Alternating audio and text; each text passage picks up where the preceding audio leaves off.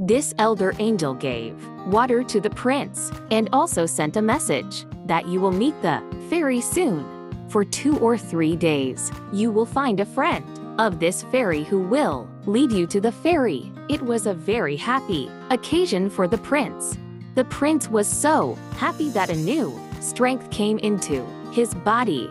Prince got up quickly after drinking water and bowed down and greeted the elder.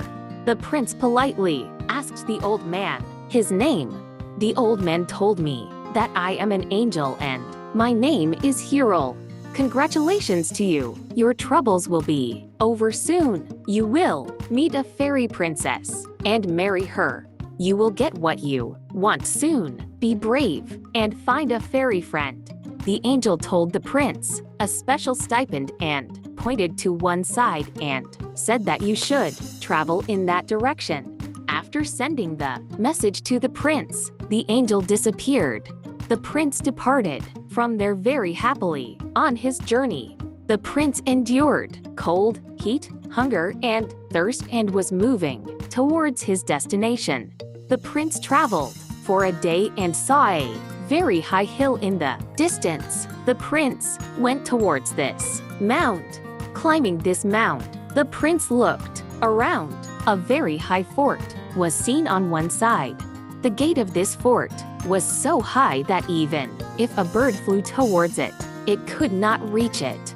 The gates of the fort were closed. The prince walked towards this fort with great difficulty. He reached the fort. The wazifa that the angel had told the prince. The prince read the wazifa that the angel had told the prince. The prince read the wazifa and placed his hand on the door, and the lock of the door opened. Prince entered the fort and started looking at the fort.